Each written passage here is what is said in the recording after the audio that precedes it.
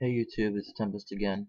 I'm back. It's Tuesday, and I'm back with another episode of what I'm going to start to be calling probably the Tuesday Basement Build Guide, because I am in the basement of my math and psychology building again. So yeah, it's a little quiet down here when the AC comes on, so hopefully we'll be able to get this over with.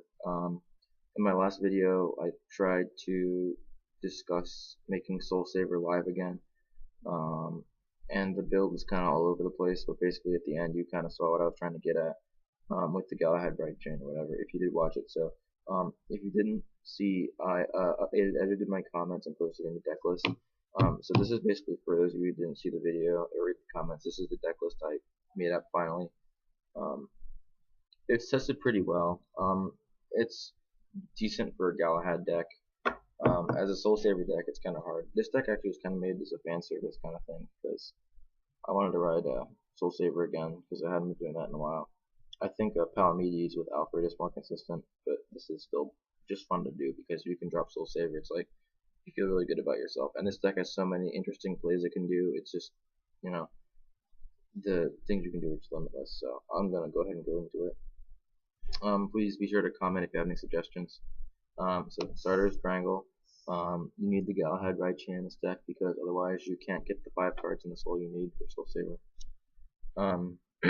Trigger lineup is 8 crit, 4 draw because you need Margol's soul charge in case you missed the Galahad right chain, so you can hit 5 cards in your soul, and then 4 heal. Grade 1's pretty straightforward. 4 grade 1 Galahad, 3 Marin. Don't mind that, it's just the door. It's pretty squeaky. 3 Pongal, and then 4 Assault. Another interesting thing between this deck and my Palamedes deck is that I have enough Royal Paladin stuff that the only thing that I need to rotate between the decks is these 4 perfect cards here.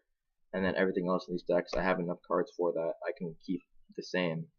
So essentially, each build is 46 cards independent of the other, which is really nice, which just means that if I wanted to, I could get another set of sleeves and sleeve up one deck and just throw these in whenever I need them. So yeah, my last build I discussed Lake Maiden Lien. She's good for drawing, but with Pongo in this deck, and also I run a Kane, so you really don't need the draw power so much. The draw power just helps you get into your Lamaracks and stuff.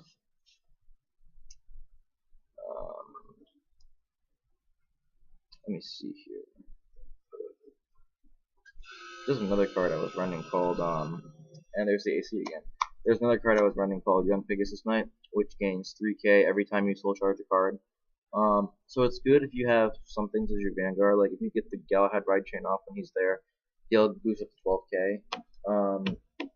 But when you go to ride SoulSaver for the end game, odds are you're not going to be soul charging anymore after that. So yeah, Young Pegasus Knight is mine in here.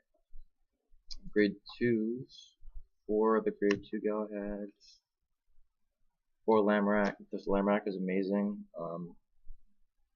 A trick I learned from my friend, I think I mentioned him in the last video, Atlas Novak, is that if you run, because you have Gallatin and Lamorak for this deck, if you run 2 Gallatin and 2 Lamorak, your opponent might think that you're running like 6 vanillas, and if you want to psych them out, you can try doing that, but I like Lamorak just because he looks cool, and Gallatin's okay, but the foil one, I hate the caption on him, it's like, my sword you shall have, or something stupid like that, so I don't like that. And then 3 Akane. Kind of a tech choice. I kind of rotated out with Blaster Blade, but this has ended up in the final build because this gets you the Pongo when you need it, and also the emergency Margot should you require that extra card in the soul. So I like her, and she's boosted by anything greater than 7k. She's it's for 15, which is the first, tier mark. Grade 3s for Galahad. Yeah, this is my favorite thing to do in this deck is just to get him off.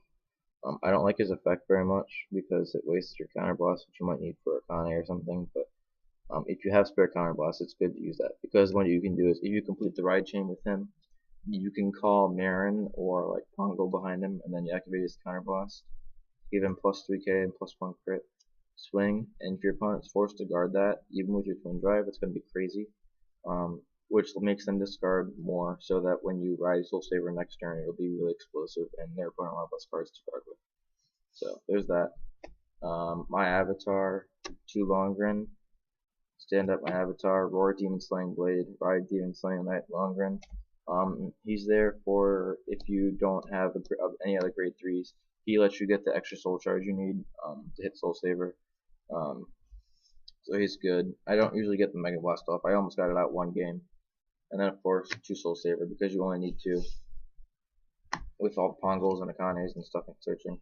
Okay, so how this deck is supposed to work is if you get the Ride Chain off with the Galahad, he'll hit